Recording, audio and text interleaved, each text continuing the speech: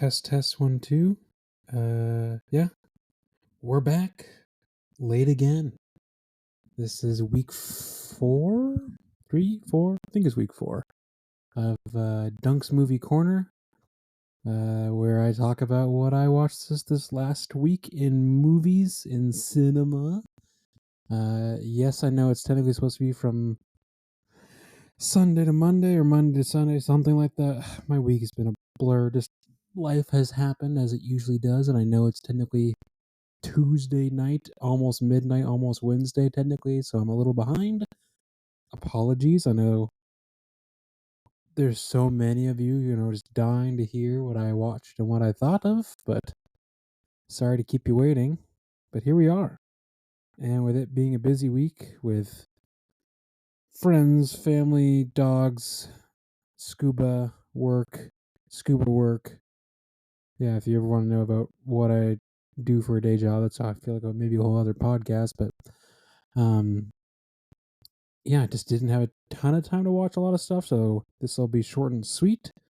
I'm trying to sit down and look at a calendar and actually, it sounds so lame to be like planning out this kind of stuff, but I feel like I almost have to with how life has become between trying to just juggle a lot of stuff. So I'm just trying to figure out where I can fit in time to watch movies, which I like doing.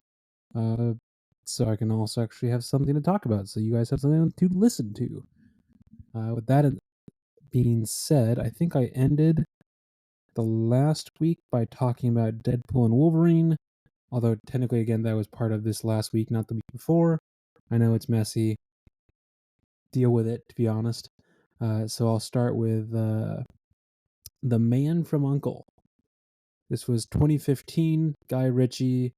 Very fun cast. Very fun setting, script, music. It is literally one of my top 4 movies. I think that I pick on Letterboxd. If you don't know what that is, look it up.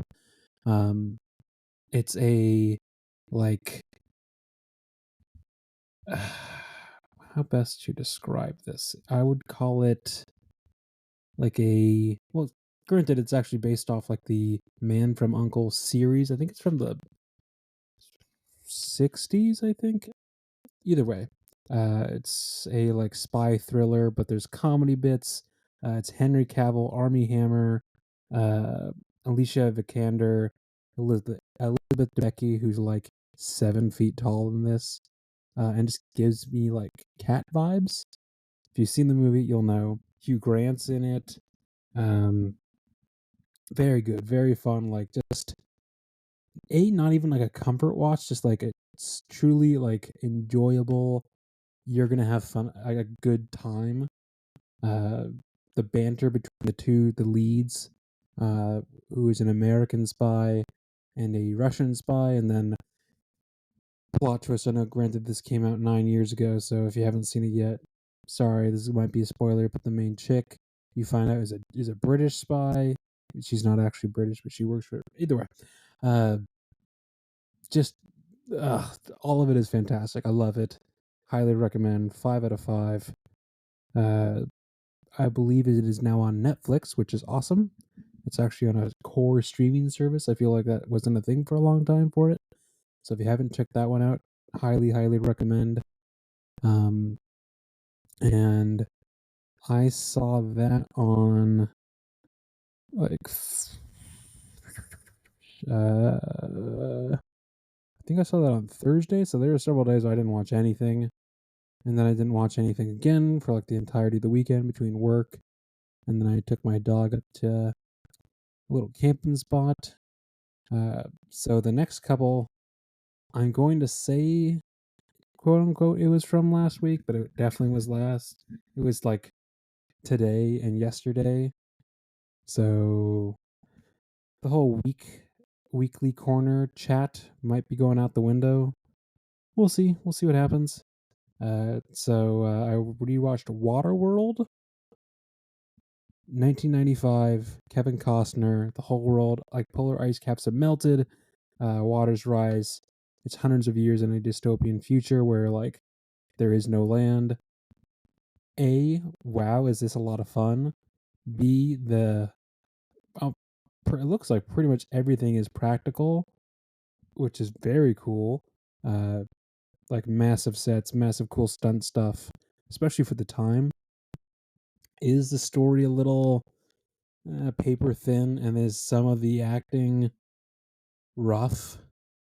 Um, but man, what a just a fun ride! Like not a good movie, but like a good time.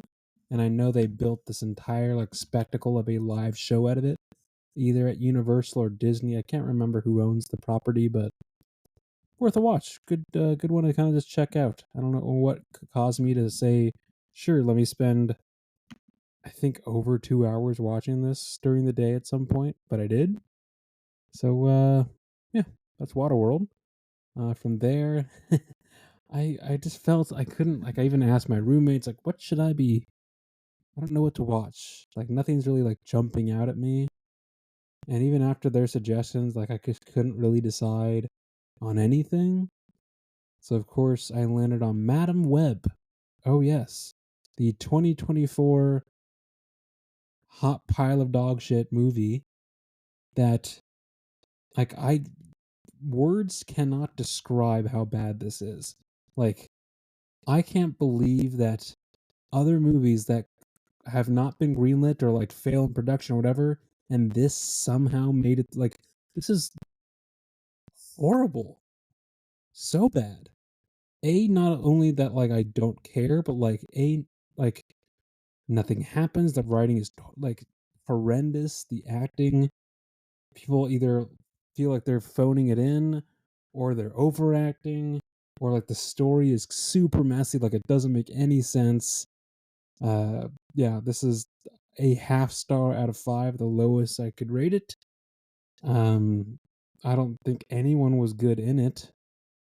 I didn't care about the characters. Wow, this was rough. I understand why it is rated the way it is rated. Uh, it's basically almost unwatchable.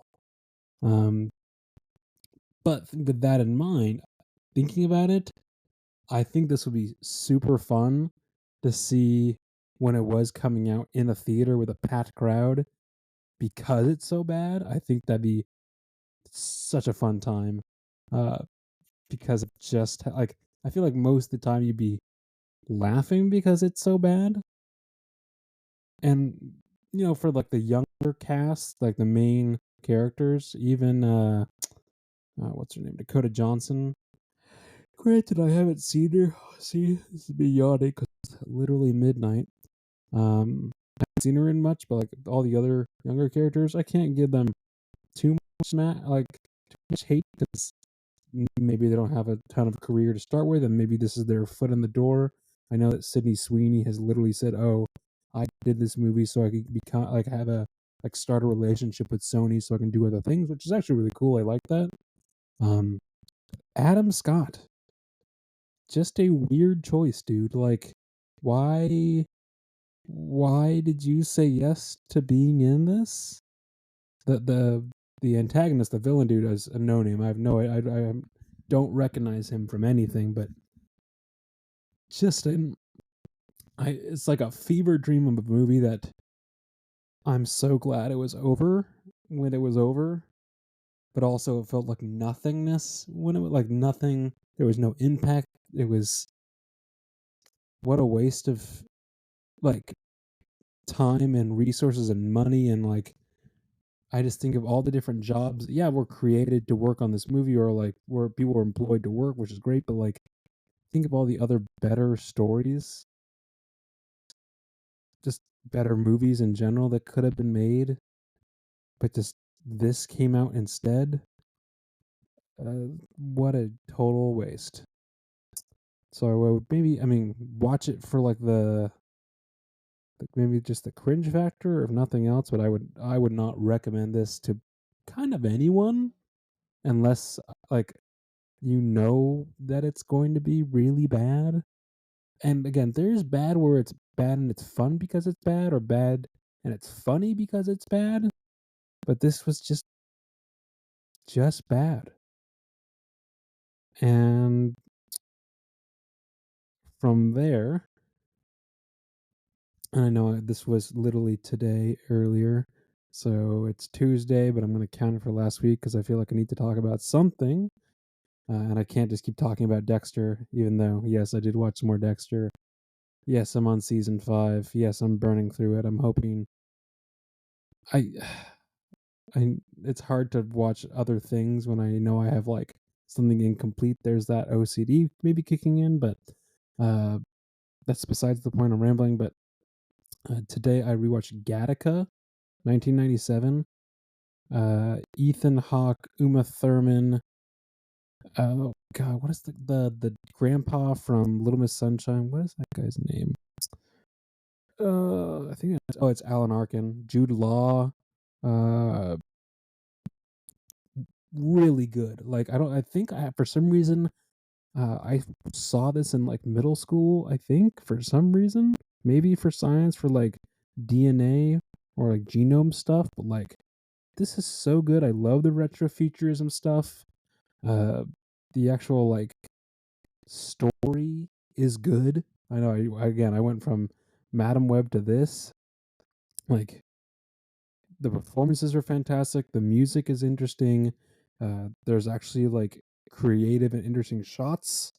The outfits, the cars, how they like took old cars because again they're trying to do like a 50s 60s vibe, but also they're going to like Titan on a spaceship. So they kind of like morphed a lot of stuff to make it look old but also futuristic. Really love that kind of thing. Uh, but it's just like all the little again, it's for the plot, but the interesting choices they made for like the dystopian future of like what the rules of the world were uh was just really interesting. Yeah, just something that I think if you haven't checked it out, I highly recommend it. 4.5 out of 5.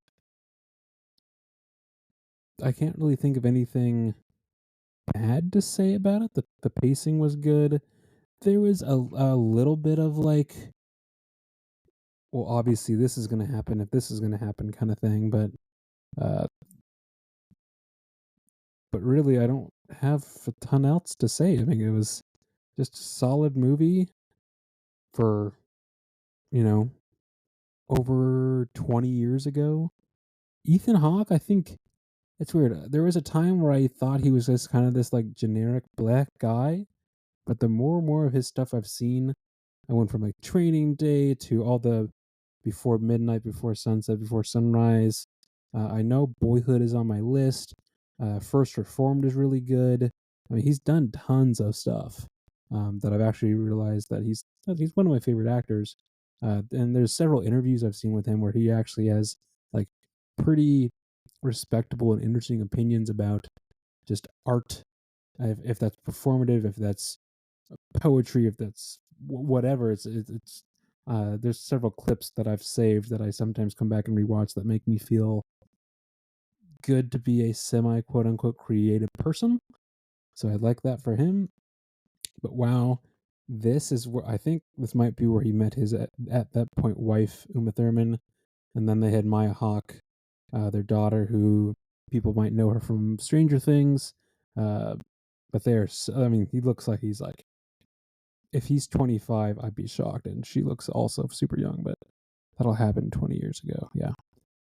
So that's what I watched, folks. Quote unquote last week. I know some of that bled into this week, but I'm at the point where I don't really give a shit. Um, so that would be for week 4, which was, oh God, that would have been like the 29th through the 5th ish or the 4th. I'll find something to label it on for the episode when I actually post it. Otherwise, I think I need movie recommendations and things I can actually watch easily, be either streaming or if you're listening to this and you know me, A, sorry, but B, if you have a copy of a movie that you're like, oh man, he hasn't talked about this, maybe he hasn't seen this, and you want to show me something, reach out. I'm trying to like watch new stuff, but I'm looking at there's a good portion of my my diary on Letterboxd that are like, oh, I've seen this before. Like, yeah, I'm watching new stuff, but I like to have it be more skewed towards new things than old. So if you got recommendations, shoot me a note. Tell your friends about this rambling, not very good podcast. But hey, it's something to listen to for at least 15, 20 minutes. I mean, I feel like I was coming out strong with the first couple where they were super heavy with movies where I was watching a lot. I talked for 30, 40 minutes. I want to get back to a point where I'm hitting consistently, like aiming ideally for like 25, 30 minutes every week. Um, but I feel like I need to be watching more. Maybe I need to take notes while I watch, but I feel like that takes away from the enjoyment, or I don't know. I got to figure out some sort of system. Either way, tell people, subscribe, follow, bell notification, all those buzzwords that people like to say. I'm sure it helps.